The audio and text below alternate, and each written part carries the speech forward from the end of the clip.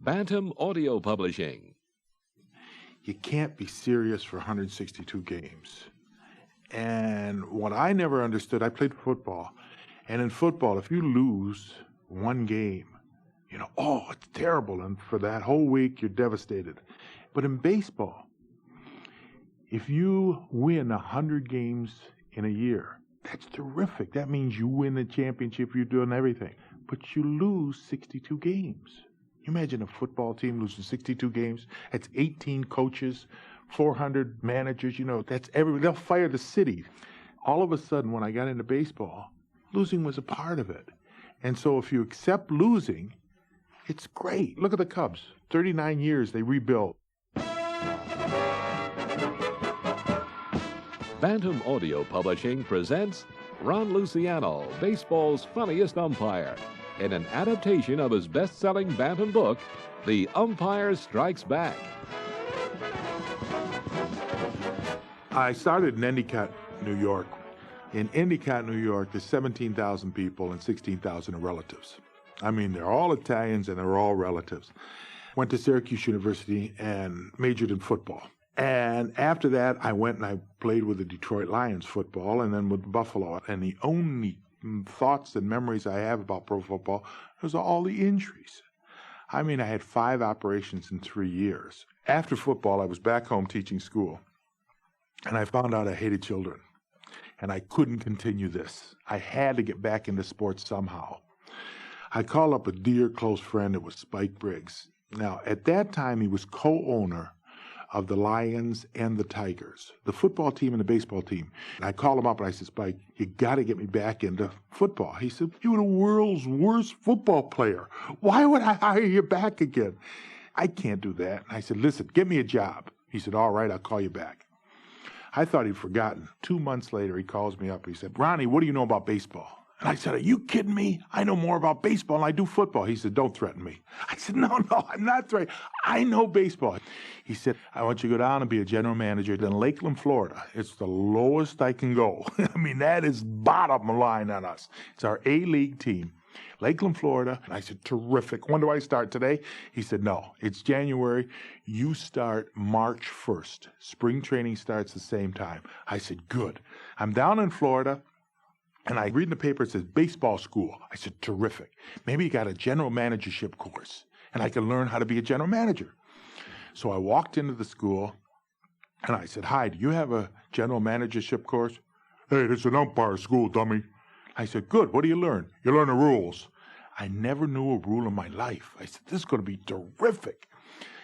I went in, and from the first utterance out of the instructor's mouth, I said, this is for me. He said, okay, now that you're an umpire, you're God. Yeah, that's who I want to be. I didn't want to teach school. I didn't want to play football. I wanted to be God. And I really thought I was God throughout the whole thing. In umpire school, you start from day one, and you learn the rules verbatim. And at the same time, they take you out on the field, and they teach you basics. Now, when you call somebody out, how do you call them out? How do you motion to 40,000 people and the man is out? So they teach you how to put your arm, where to stand, because it's a game of angles. If you're in the right place, you're going to get it right. I loved school. I ended up with school. Then I called up Spike and I said, hey, Spike, I'm not going to be a general manager. That I'm going to be an umpire. And I said, but now, Spike, you have to help me out. He said, oh, I know it's going to cost me money. What do I have to do now? And I said, you have to pay for me to go to spring training at your camp. He said, you mean you're going to referee for me in the baseball game, call all those plays against me, and I have to pay you for it? I said, no. Listen, just take me down to Lakeland. He said, okay, you're there. In the minor leagues, I worried about one thing and one thing only, and that was being in the right place at the right time to get the right call. And in order to be God, you have to be perfect. You have to be in the right spot at the right time. You have to have the right angle. So for the first 2 or 3 years, I'm worried about the right angle. I'm worried about being in the right spot. And I'm also worried about what I look like. And then finally, after the 3rd year, I looked and I said, you know what? I am so worried about being right and not listening to the ball players, not having fun. I forgot what I got in this game for. The reason I got in the game because I love the game. It's a super game. And I'm so worried about being right all the time and not having ball players show me up and everything. I wasn't enjoying the ball game. So I said, the heck with it. I'm just going to sit there and enjoy the game. And if it was a backhander to the shortstop, he picks the ball up, he throws it in the dirt, first baseman scoops it up. Yeah, great play, terrific, super. Was he out or safe? I don't care. It was a great play. And you know what? Everybody agreed. The runner would say, yeah, that was a good play, too. Was they out? I'd say, oh, I got to call you out. It was too good a play. And if I'd be at first base, I'd jump in there and say, yeah, that son of a gun is out. Yeah, I got him. I just wanted to express how I felt on the play. From day one, the administration, the higher up in the leagues, said, stop it. You're making a travesty out of the game. You're not supposed to be enjoying yourself. And I said, there's got to be something wrong with that. I'm out here because I love baseball, not because I hate it. I spent 5 years in the minors. Nobody wants to stay in the minor leagues. You want to move to the majors. And if I didn't have Spike Briggs and Ed Doherty helping me out, I would have never made it because my antics would have kept me out of it. But in 1969, they expanded. They put 2 more teams in the American League. And they needed umpires. I knew I was ready for the majors. And there was one little boy with cerebral palsy, an advanced stage of it. And he was in a wheelchair. And he came to the ballpark every single game. And one of the times I was talking to him, and he said, I would love a ball signed by Johnny Bench. And so I went, and I got a ball signed by Johnny Bench. And before one game, I gave it to him. And he was behind the screen, just tears coming down his eyes. He was so happy. And when you know it, in the bottom of the 8th inning, Johnny Bench comes sliding into home plate. He's safe by 30 feet, and I call him out. And all heck breaks loose. I mean, both dugouts are screaming and yelling at me, and Bench is there, and he's yelling, and the 4 people in the stands are screaming. But I know I'm in trouble because I turn around and I see rolling up to home plate the autographed baseball that I had given the poor crippled child. When I saw that ball coming up, I knew I was ready for the majors.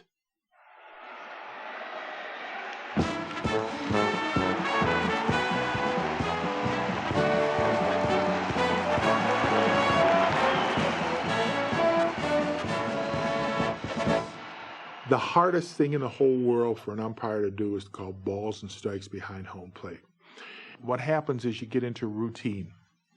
Like a catfish hunter was on the mound. Super, slider on the outside corner. Strike 1, slider on the outside corner. Strike 2, slider on the outside corner. Strike 3, slider on the outside corner. Strike 1, slider 4 foot outside. Strike 2, oops, sorry, but you get into a rhythm and a pattern. And as an umpire, a good rhythm or a good pattern is essential, just like a good ball player. And behind home plate, the toughest thing in the world. One of the toughest pitchers in the whole world for me was Nolan Ryan. Nolan Ryan is one of the fastest pitchers you've ever seen. I loved it when rookies would face Nolan for the first time. They'd walk up, get all set, get their bat prepared. Pitch would come in, they'd go, every time I used to umpire for Nolan, I'd get my protector ready, put the mask on, get behind the catcher, get all set, lock myself in. The pitch would come in and I'd say, ball, sounds low. And the catcher would say, sounds? I said, as fast as that's going, I got to go by sound. I don't see that thing.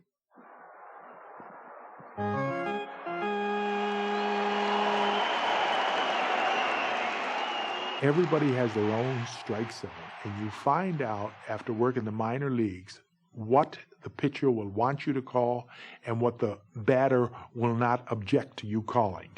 Tommy John, he said, Ronnie, I know that some umpires will not give that half inch below the knee, and I bring it up a little for that game. And I know some umpires will give me that half inch or 3/4 above the waist, so I bring it up a little for that guy. He said, I adjust to that umpire. And as long as he's consistent, who cares? You're gone. If you've ever seen a spitball, you'll never forget it. Steve Hamilton was on the mound one day practicing where visitors weren't allowed. Pitch comes in, and I couldn't believe it. No arc to it all, straight down the wall. A curve has a little arc to it. A slider flattens out and will slide a little bit sideways. This thing went straight into the wall and straight down. And I said, what's that pitch? I thought it was W.C. Fields on the mound because he looked there and said, that's a spitball, kid, and don't you forget it. And I never did. I would say that 40% of every pitcher in the major leagues does something to the ball. Something illegal. You put a little bit of any kind of a slippery substance, Vaseline, K-jelly, on half of your hand and not the other half. So as you grab the baseball, half of it will have this substance on, and it will slip off that half. When Tommy John first started out, he was just learning how to throw the spitball. And the ball kept slipping out of his hand because he overloaded the ball with grease. I remember one time when we're in the 7th inning and it's 2-1. It's a super game. He's winning by 1 run. And the first man up that inning, the first pitch to him, Tommy loads up a beautiful spitball. And you know what happens? It falls out of his hand and lands on the mound. Well, he's halfway through his windup, so he doesn't want to stop his windup because he might pull a muscle or something. So he pantomimes the pitch. Well, I couldn't resist. As he followed through, I jumped in the air and yelled, "Strike one!" Well, the batter looked at me like I was crazy. And the catcher was beautiful because he pretended to throw the ball back to Tommy John as well. Well, it took me 5 minutes to restore order. The dugout screaming and yelling, "Yeah, it's right, you are blind." Finally, I told everybody, I said, look, it's nothing. It's no pitch, nothing.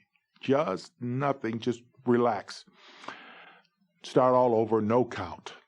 I look out and Tommy John is on his hands and knees, cannot stop laughing. Finally, he gets up, he walks that man, he walks the next guy. Next guy hits a single 1-run scores. He walks the next man hits a double 2-run score. He walks 2 more men, manager walks out, takes him out of the game. And as Tommy John is walking off the field, he looks over at me. "Funniest thing I ever seen, Ronnie. You're right. You know that? That's my kind of pitcher. The heck with a ball game. Go for the laugh." And since that time, he has really learned how to throw the spitball to perfection. You're out of there, I think. I never worried about the ball players. I was worried about myself and having fun. And if that distracted ball players, tough. I didn't care about that. I can remember in Cleveland one time. Cleveland, you know, that's where elephants go to die. You remember Cleveland? Anyway, in Cleveland one time, when Frank Robinson was the manager, and Frank didn't like me. Frank hated me when I umpired behind home plate because he wanted absolute silence back there. He couldn't stand the noise of the crowd, let alone the noise of an umpire talking to him while the pitch is coming in. When Frank Robinson was managing Cleveland, I walked over to Buddy Bell was at third base. And I talked to Buddy for the first inning. You know, "Hi, Buddy, how you doing?" Of course, he never answered me. Most of the time, that doesn't bother me. But for some reason, I realized that he was not answering back. And I walked over to Frank Duffy, the shortstop. And I said, "Hi, Frank, how's it going today?" He said, "I can't talk to you." With his mouth, screwed off to the side. He said, "Because Frank Robinson said if any ball player talks to you during the game, it distracts from their playing. And it's a $250 fine." I said, "Good, terrific." I went over, I put my arm around Buddy Bell. "Hi, Buddy, how you doing?" He says, "You cost me $250. I said, "I know it." I went to the shortstop, the second baseman. I went to the first baseman. I went to each outfielder, held the game up in between players and stuff. Finally, in the 5th inning, Frank is yelling from the dugout, "I quit. I give up. Leave us alone. Leave us alone." Never bothered me about distractions out there. And I figured if I was having fun on the field, then the ball players were having fun and the fans were having fun. Bang, bang, you're gone. I used to shoot people out. What I did is I'd make my hand in the form of a gun. Bang, bang, you're out. I'd shoot them. What it was, it made a mundane out an exciting thing. Top of the 1st inning, As the team's coming out in the field to take the defensive positions in Kansas City, Freddie Pratek runs by first base where I was working, and he said, "Ronnie, I'm 0 for 28. Please don't shoot me out." And he went to shortstop.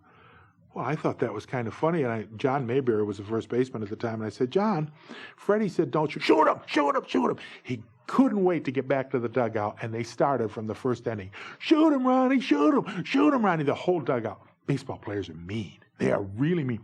Freddie, every time he's running to his position, he's screaming, "Don't embarrass me." He gets up the first time. I think he struck out because he's afraid I was going to shoot him out at first. He cuts up the second time. He's still a little leery of me, but he flies out to center field. He comes up the third time, and there is a one-hopper back to the mound. And before he leaves the box, "Don't shoot! Don't shoot!" Man of my word, I told Freddie I wouldn't shoot him, I didn't. Instead, I pulled a hand grenade out of my belt and pulled the pin and threw it over to first and pretended that first base exploded before Freddie got there. Rod Carew was the first baseman at the time. He jumped back on his haunches and fell down like the explosion. Steve Burroughs was the first base manager, and he did the same thing. So it literally looked like first base exploded.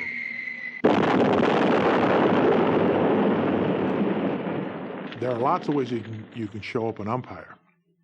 Just as some people say today, there's lots of ways that umpires are showing up baseball players. Because in a strike three, they jump and scream and yell in the air. But you got to remember that those pitches are usually close. And in order to sell the pitch, in other words, in order to make people believe that that's really a strike, you can't just go strike three. You got to go strike three so that not only the fans believe it, but that ball player believes it. Really, we're not trying to show up a ball player by screaming strike three or screaming he's out. We're just trying to let everybody know that there's no doubt in our mind that we're 100% wrong. No, there's no doubt in our mind that we're 100% right. That's why we scream and yell. He's safe! I can remember back in the 70s when California had a horrendous team. You just went out there to go to Disneyland. And we would get out there, and they know they're going to lose just by how many runs today. And I would have a tough night the night before, maybe drink too much or something, not sleep enough. I'd come out the next day and I said, "John, do me a favor." "You what?" "Would you call the game for me today?" "You want me to call balls and strikes? You want me to raise my hand?" No. You don't have to raise your hand in the air. Here's what I want you to do. If the pitch comes in, it's a strike. Hold your glove there a long time. And it'll register in my mind that you're holding on to the ball a long time, therefore it's a strike. So I will raise my hand in the air and yell, "Strike!" No, I won't yell. I'll just say, "Strike!" I don't want to get a headache. And if it's a ball, throw it back real fast. Don't hold it. Just grab it and throw it back. And it would work to perfection. It would work so super because the pitch would come in, he'd grab it and throw it back quick, and I'd say, "Ball." And he'd grab it and hold it there a long time, I'd say, "Strike." Now remember, if it got to the 7th, 8th, or 9th inning, and it was a tight situation, bases loaded 3-2, I'd take over again. But it never got that way with California because they were never close enough. But what really made me laugh so hard would be in the 4th inning. Pitch would come in the outside corner. He'd grab it real quick and throw it back to the pitcher. I'd say ball, and the pitcher would say, "Ball! What are you, crazy, Luciano? Can't you see?" And I'd say to John, "Look at, he's yelling and screaming." He said, "Leave him alone. He's a rookie. Doesn't know any better." It was so much fun to go through a ball game without pressure, just like the minor leagues, and have somebody else do your job for you. You could do it with certain catchers. Bang, bang, bang, bang, bang. Gotcha. Harmon Killebrew ended his career with Kansas City, and when he was playing with them, he could still hit, but he couldn't run anymore. And Killebrew hit an inside the park home run in Kansas City. He got as far as second base, and that was it. Couldn't go any further. And I thought he was going to have a big coronary right there. And so I just grabbed a hold of him, trying to walk him around, get some air in his lungs. And as we're walking around, he said, I can still hear, but I can't run anymore. I can't run. At the same time, the shortstop walked over and tagged him because we're both off in the base. I pulled him off the base. The umpire, grabbed him and literally pulled him off. And he said, to the shortstop, just touch me. And I said, yeah, and I called you out. He said, but you can't. You pull me off the base. I said, I don't care. You're out. That's all. You got to go sit down. He said, no, I'm not going to that dugout. They're going to just harass me. Should have been an inside the park home run. And now I'm out at second. Never trust an umpire. Never walk off a base. Only hidden ball trick to ever pull away an umpire. Rod Carew, one of the greatest hitters of all time. He was the only man that when I talked behind home plate, he was the only man that would talk back to me while the pitch was coming in. I can remember one time, pitch is coming in, and I said, what are they pitching you, Rod? He says, curveballs in the outside corner, and he hits a double down the left field line. And he said, I'm going to the upper field with it. The man is telling me what he's going to do with the pitch at the same time. I mean, I cannot chew gum and walk. I have to lie down and recline if I'm going to chew gum. I cannot do two things at once. This man is talking, describing the pitch, and hitting a double down the left field line. Same time. Extraordinary. What a nice guy. We're in Minnesota one time. I think it was Blyleven who was pitching. And he's got a curveball that's unbelievable to see. His curveball makes 18 to 24 inches. Now, just imagine 18 to 24 inches. When they talk about a hanging curveball, nothing hangs. That means it only moves 4 inches. That means it hangs. In 18 years of baseball, I never saw a major league pitch go straight. A curveball, 18 to 24 inches, the thing drops. Blyleven's pitching. First pitch comes in, and curveball. Terrific pitch, right? Starts out at the knees and ends up in the dirt. And Carew swings and misses it. Second pitch, fastball. Outside corner. Carew swings, fouls it back into the screen. Third pitch, curveball, starts out in his eyes, way up in Carew's eyes. And I'm screaming, strike three. It never broke. It moved 4 inches right about on his mouth, which is 2 feet higher than it should be for a strike. And I'm yelling strike three. And of course, I'm getting booed by everybody. The pitcher's going, Blyleven's laughing. Carew, the perfect gentleman, turns around and walks into the dugout. Never said a word. After the ball game, I walk out of the umpire's room, and right next door is the player's room. The player's walking out, and it was Rod Carew. And I said, Rodney, you know, that third pitch was really high. He said, I know. Did you see the other two? You're darn right I saw the other two. What do you think I am, an umpire? I see all the pitches. He said, no, don't get mad. You always get mad. He said, the first pitch was a curveball in the dirt. Rookies don't swing at curveballs in the dirt. He said, the second pitch is a fastball on the outside corner. He said, I got to hit that pitch out of the park, not into the screen for a foul ball. He said, I missed 2. You only missed 1. All right. Yeah, that's my kind of guy right there. Catfish Hunter was the same way. I can remember Catfish one time. I had another horrendous day. 3 balls down the middle in a row. Right down the middle, fastballs. And I said, ball, ball, ball. And should have been strike, strike, strike. And it walked the guy. After the inning was over, Catfish is coming off. I walked over by him. I said, gee, Catfish, I'm sorry. Those 3 pitches, awful good. He said, I know, but don't worry about it. He said that lots of times you call balls around the ankle strikes. What's the difference? They all even out. I said, gee, thanks. I think. I don't know if you're making fun of me or what, but see what a great attitude that type of pitcher is in 162 ball games in a year. You don't have to worry about 1 or 2 pitches. What you worry about is the overall picture, and as long as the overall picture is correct, you're going to win more games than you lose. You're going to do everything right. Please turn the cassette over.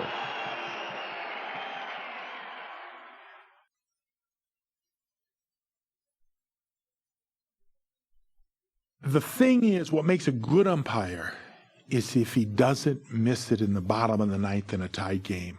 Of course umpires miss calls. What do you think, we're not nuts? Yes, umpires miss calls. Just like batters strike out and there's errors by fielders, umpires miss calls. But what you don't want to do is miss it in a very tight situation. When you miss a call, you really cry a lot. It bothers you more than anybody else. You can't make it up. There's no way. Let's say, okay, a pitch comes in and it's low and I say strike. Now the batter says, hey, what are you doing to me? Okay, next time you come up, I owe you a ball. Now the next guy comes up, pitches down the middle, and I yell ball. Oh, now I owe the pitcher one. Let's see, the pitcher owns one. The guy who's going to come up and say, are you kidding me? I don't remember what I had for breakfast, and you mean I got to remember 30,000 pitches? Missed calls by umpires are an actual great part of the ball game. That's a part of baseball. When an umpire misses a call, it's just like a ball player doing something wrong. That's only one particular play in 9 innings. If a ball player strikes out with the bases loaded, okay, he'd like to have it back, but he's never going to have it back. It's a part of the game. You don't want other artificial things coming in. You want that confrontation between the manager and the umpire, the screaming and the yelling. And that's a part of baseball. You don't want to lose the bad calls because that's part of injuries. You know, you got a superstar and he can't play today because he's injured. Or what happens is with a 3-2 count and the bases loaded and the ball bounces in and the umpire says strike. That's a part of baseball. That's a reason you lost, that you can hate the umpire. I figure that umpires are doing a great service for a lot of reasons. One of them is baseball is not a contact sport. Football's a contact sport. You know, you get down in a pile up and you bite somebody on the leg. And in basketball, you see those elbows fly underneath the board. That's a contact sport. And in hockey, you know they just beat each other up with sticks. In baseball, you strike out with the bases loaded. What do? You either go home and beat your wife, or you yell at the umpire. You know how many wives I've saved from beating by allowing those guys to yell at me? We're the shrinks of baseball. If a person strikes out with the bases loaded, I mean, yell at the umpire. At least some of the frustrations will be out of him. Same way with the manager. He tries to switch things around by yelling at the umpire. The best example ever is Billy Martin. Billy and I fought the first 5 years tooth and nail. Every time I saw him, I threw him out of the game. No matter where it was, I threw him out. I couldn't stand him. Finally, all came to a head down in Dallas, Texas. Now, you got to know that Dallas, Texas is not my favorite town in the whole world. When you weigh 300 pounds like I do, here's a typical weather forecast for Dallas. High today, 101. Low tonight, 100. Humidity 100%, chance of rain 0. You know what that does to a fat alcoholic? I mean, it's terrible. Oh, just perspiration all over. We're down there after 5 years in the league, and Billy's not in the dugout. He's up in the clubhouse talking to Steinbrenner on the phone, doing something. I don't know what he's doing, but he's not watching the game. It's the third inning. There's a ground ball to shortstop, and he picks the ball up, and he throws it over to first base, and it's at least 4 foot wide, the throw. It's errant. There's no question about it. The man has to come off first base in order to catch it. And when you're off on first base, everybody in the world knows that he's safe. What do they know in Dallas? You know, you bum, Luciano, go home and beat your wife. We hate you. You're terrible. Boo, hiss. All these horrible, horrendous things. Go hang yourself with a noodle. And Billy hears this inside. He hears all this screaming and yelling, so he figures I missed the play. And I didn't. Only play I got right in the last 400 years. I got it right. He comes racing out, and he runs up to me, and he got about 2 feet away, and the last 5 years just flashed in front of me. I said, that's it. And I said, Billy, you no good bleep bleep. He said, what? I said, you're the worst bleep bleep I ever bleep bleep in the whole bleep bleep world. He looked at me like I was crazy. Right? I said, all you do is get the bleep bleep crowd of my bleep bleep back. I said, if it wasn't for you, you get fired every bleep bleep place you go. That did it. He said, you SOB. I said, whoa, don't you do that. I'm throwing you out of the game. What for? Swearing. He went absolutely insane. Now, I know I'm in trouble Because when you set somebody up like that, swear at them for 10 minutes, and then throw them out, you're in trouble. I walk in the dressing room, the phone's ringing, I pull it out of the wall. I did not want to talk to him. I know it's Lee McPhail, then president of the American League, and I know the least he wants to do is fine me, maybe fire me. So I don't want to talk to him. Just pull the phone out of the wall, go home, don't answer the phone in the hotel the whole night. Next day, I walk to the ballpark. Walk up to home plate before the game starts to exchange the lineups with the managers, and there's Billy. He's got a microphone attached to his uniform with a wire leading down to a tape recorder on his waist. I looked, I couldn't believe it. He said, okay, go ahead, Ronnie. You said what you said last night. I said, Mr. Martin, what are you referring to? He said, go ahead, swear. You swore at me last night. I said, Mr. Martin, you know I would never use profanity on the field. He said, you no good bleep, bleep, bleep. I said, give me the tape. I got you swearing, and you're thrown out of the game tonight. Now, 2 nights in a row, I set the poor man up. You know that the least I can be is fired. I know I'm in trouble because I'm in the clubhouse afterwards, the phone ringing. It's still not plugged in. And I don't care about getting fired. What I don't want to do you know what people wear to the ballparks in Dallas, Texas? Guns. I mean, they got guns strapped to them. I don't want to walk out there among 500 or 5,000 guns. That feud with Billy had to end that night. I didn't know how to do it, so what I did is I grabbed a bottle of Billy's, my favorite. That's anything with alcohol. And I walked in and I put the thing on the desk and I said, okay, Billy, that's it. We got to end it right now. And the sun came up over the ballpark before we left. We finished that bottle, got another bottle, and we, to this day, are the best of friends. When he was managing in New York, I would be a play at second base, and I would miss it, per usual, by 20 feet. He would run out, throw his arms in the air, put his nose next to mine. He said, you know what? What? I still got a hangover from that night in Dallas. And I said, well, what about the play at second? He said, forget it. I got a guy that struck out with the bases loaded last inning. You want me to yell at you for missing one play at second? You're out of here. Take a walk. My nemesis for years and years and years was Earl Weaver of the Baltimore Orioles. And I'm working third base in AAA ball where they have 3 umpires. And there was a play at third base, and it was wide open. A man was out by 10 feet. And for some lucky reason, I got it right. And I said, he's out. And Earl jumps up and said, son of a gun, if that was closer, you would have had to throw me out of the game. And I looked at him and said, what do you mean? He said, we're losing. I got to get something going. I got to get my team going. And it clicked in. Managers will do something to get their team going. Now, you can change the starting rotation. Okay, that upsets the pitchers.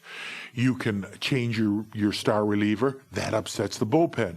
You can take one of your stars out of the lineups. That kills your star. You can send someone down, your 25th man down, and bring somebody else up. That disrupts your bench. Or you can go out and scream, yell, and bitch at the umpire. And who's it hurt? Nobody, right? And it turns the club around in some situations. And it works to perfection most of the time. I could never do anything right for Earl. Earl Weaver and I first met in Reading, Pennsylvania. The first day I ever saw the man, he walked up to home plate, and I couldn't believe, first of all, how short he was. And second of all, he talked so nice. And everybody said, you know, he's a horrible person. Well, he lasted till the 3rd inning the first day, and I missed a play at first base. He came running out in the 3rd inning, scream, yell, holler, call my other name. I said, good night, see you tomorrow. Threw him out of the game, first time I ever saw him. Next night, I worked home plate in the 1st inning. Where was that pitch? It was low. No, it wasn't. Well, don't ask me. Threw him out the 1st inning. 3rd game. I'm at second base, and now I'm looking at him. I'm anxious because I know he's in trouble and everything else. And I think I missed a play in the 5th inning just to see, you know, what would happen. I missed the play. He came running out, and I threw him out of the game. The 4th night, we walked to home plate. He said, are you going to be as horrible as you were the first 3 nights? I said, you'll never know, Earl, because I'm throwing you out before the game starts just to save you all that aggravation. And from that point on, our relationship went downhill. Just terrible. Anything he ever did. Earl always got the best of me. He'd yell things from the dugout that just would grind me, just drive me crazy. He yelled out one time, "You know what you are?" Then he never answered. For 3 innings, I wait, "Please tell me, what am I? What did I do wrong?" He would come up with certain lines that would just drive me crazy. Like, "Shake your head, your eyes are stuck." Now, it's a little 2-year-old kid yells that, not a manager, right? "Move around, you're killing the grass." We play on artificial surface. I know I'm big. I never had the great lines. There was a time in Baltimore, again with Earl, that I really should not have had the final say. I didn't want the final say. And that was at third base. And as a third base umpire, you don't do anything. You count your money in your pocket. Say, how did I spend that much last night? Try to get over the hangover. And you look around and say, oh, look at the beautiful women in the stands. Once in a while, you call a fair and foul ball. You know, nobody ever gets into there for a force out or a sliding tag play. You don't have to have balls and strikes. So third base is easy. Beautiful Sunday afternoon. The ball's hit out of the park. I know it's gone. It's right down the third base line. My only decision if it's fair or foul. I look up in the sky and say, isn't the sun beautiful? Where's the ball? I don't see the ball. Uh-oh, I'm in trouble. I don't see the ball. I know it's either a home run or a foul ball. For the first time in my life, I'm going to use my mind. I'm going to let the crowd call it. If it's a foul ball and we're in Baltimore and California Angel guy hit it, you're going to hear, all right, it's foul and no home run. Yay, good, yeah. And if it's a fair ball and 3 runs score for California in Baltimore, you're going to hear, boom, no, terrible. I look down the left field line, I listen for the crowd, and I hear, what the heck is, doesn't compute. I don't know. I look at the left fielder for Baltimore, and his chin is on his chest. I thought he was mad because it was a home run. So when you're not sure, you gotta sell the heck out of the call. So I leaped as high as I could in the air, and I twisted and jumped and twirled and ran. As I was coming down, half of the stands in Baltimore emptied out on the field, trying to get at me. Same time, the bullpen jumps over the fence, and they try to get at me. Ball players are cruel, really cruel. I figured at this time, maybe I missed it. I wasn't sure. Then out comes Earl Weaver, and it looked like it was his last day. The veins on his neck were out. His heart was thumping so bad, I figured this is going to give him the biggest coronary in the world. I better do something. So I went over to the first base umpire, who was Bill Haller at the time, and I said, Bill, fair or foul? He said, worst call I've ever seen in baseball. He said, that thing was 40-foot foul if it was an inch. I said, well, I never saw it. I saw the sun. I better change it. Change it? You can't change a call. How can anybody change a call? No umpire in 110 years has ever changed that call. He said, you change that call. Dick Williams, then the manager of California Angels, is going to go crazy. You're going to have to throw him out of the game. I said, so what? I've been throwing people out all my life. That'll be easy. Walked over to Dick Williams. I said, Dick, ball was about 40-foot foul. He said, maybe 50. I said, see, I'm going to change it. He said, you can't change it. No umpire ever changes his decision. You cannot change your decision. You change your decision, I'm gone. You throw me out of the game. I said, okay, you ready to go? No. Before I leave, we're going to talk about your heritage. I said, oh, no, here we go. He talked about my grandmother, my grandfather. I mean, he called every single relative I ever had in my life names. Finally, after about 5 minutes of this, I'm getting really peeved now. And I said, are you ready to go? He said, okay. But before I go, I want you to make an idiot out of yourself, just like you did with the home run. I want you to jump in the air and do all that stupid thing. I said, okay, here I go. I took 3 steps and I leaped into the air, took 3 more steps, leaped into the air again, took 5 steps and leaped into the air again and said, you're out of here. He turned around to walk away, then turned around and walked back, winked and said, it was better than the home run, and ran into the dugout. What did I do? You're out of here! Everybody's heard the term exploding fastball. Nolan Ryan taught me what it meant. I'm in Anaheim, California one day, and when Nolan's pitching, and about the third inning, the ball comes in, and the cover comes off the ball. I couldn't believe it. He threw the cover off the ball. Of course, I ducked behind the catcher so that I wouldn't get hit with a part of the ball or the cover. And I can't wait. I want to hear 30,000 people yell, he threw the cover off the ball. He threw the cover off the ball. And I look up, nobody's saying a word. And the catcher is throwing the ball back to the pitcher. Well, I'm rubbing my eyes saying, that's it, they're right. I cannot see. I am blind. I saw the cover come off the ball, and it did not come off. That's it. I'm through. The blindness is set in. The ball players are right. I can't see. It happened again in the seventh inning.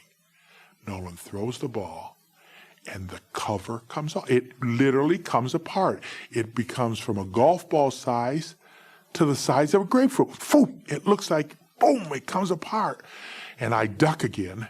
And this time I'm smart enough, and I wait for the reaction of the crowd. No reaction. I said, you did it again, dum-dum. Freddie Federico was the trainer at the time for the California Angels, and I ran in afterwards, and I said, Freddie, something's wrong. Set me up tomorrow with an optometrist. I got to have something done. He said, about time, Ronnie. Ball players been saying for years. I said, no, this is serious. No more kidding around. Set me up. I got to have my eyes checked. Set me up. The next day I went in and I talked, and thank the Lord it was, in quotes, a jock optometrist. The guy had handled baseball players for years and years and years. And I walked in and I said, Bo, I'm in trouble. And he said, well, what happened? And I explained to him, I saw the ball explode as it came in last night, twice. And it didn't explode. I mean, the cover didn't come off or anything. He said, well, that's nothing wrong with that. I said, maybe nothing wrong for you, but if you're supposed to call balls and strikes, I'll tell you you're in trouble. He said, ball players come in and tell me that all the time. I said, what do they do? He said, it only happens a certain time. You see, some people's eyes cannot adjust fast enough. And what happens is, Nolan is on the mound, and it looks like a golf ball or a pea because it's so small, 60 feet, 6 inches away from you. Then he throws it. Throwing the ball at 110 miles an hour, when it gets there so quickly, it doesn't have time to gradually grow into the size of a baseball. So it's a pea until it gets right in front of your eyes, and then it, whoom, goes into baseball size. And it looks like it explodes. It comes apart. The cover comes off the ball. But that's an exploding fastball. It literally comes apart as it comes into home plate. There is no home life. There's an 82% divorce rate among umpires because there is no home. I remember once I left upstate New York, Endicott, New York, my hometown. I left for spring training March 1st, and I did spring training in Arizona. And the first day I got home, because it was the day off between Boston and New York, was on June 3rd. Now, that's the same year I got the divorce. It's so hard to be on the road by yourself all the time, but it's so much fun to be paid to see 2.5 hours of baseball every single day.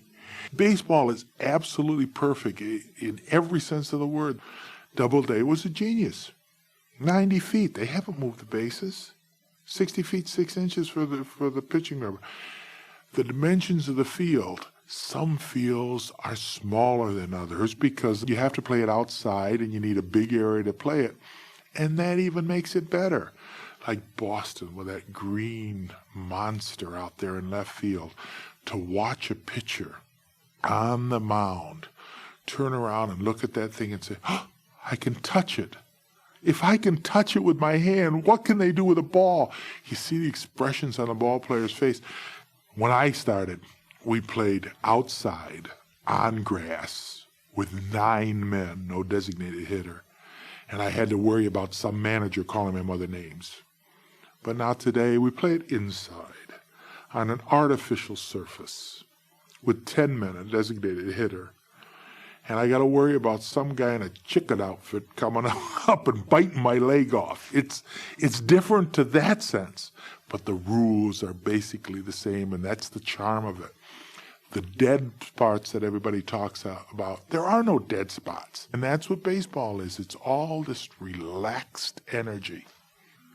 No one can ever really know what goes through a ball player or an umpire or a coach's or a manager's mind when they walk out onto the field. The thrill is something that no one can ever explain. I mean, there's nobody, I don't care, they're not watching anybody else, they're looking at you. And if you lift your finger, they'll say, see, he lifted his finger. They watch every single move that you make in your mind. And that's kind of nice to have 40,000 people watching you lift your finger. And at the same token, you can never really understand what it feels like to be booed by 40,000 people. You really can't explain how low you feel. I think Dick Williams did it better than anybody else. He came out one time and he looked at me and he said, now, Ronnie, they're not booing the play. They're booing your career. Booing my career? Do you know what it's like to have 40,000 people boo your career? That letdown is so much, you don't sleep at night. And every time you walk on and you hear the national anthem, it's great. But when I walked on the field for the 74 World Series, if I could hold that high for the rest of my life and bottle it, I'd be a billionaire, because that feeling was greater than anything else in the world. And I heard 60,000 people in Los Angeles cheering, and I know they were cheering me. There's no question in my mind, they were cheering Ron Luciano. I had a ball. Hey, Tree, gotcha! Yeah!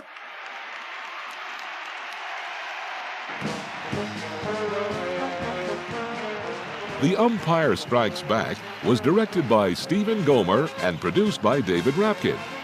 The Umpire Strikes Back is available in paperback wherever books are sold. Goodbye. You're gone. Copyright 1986 Bantam Audio Publishing.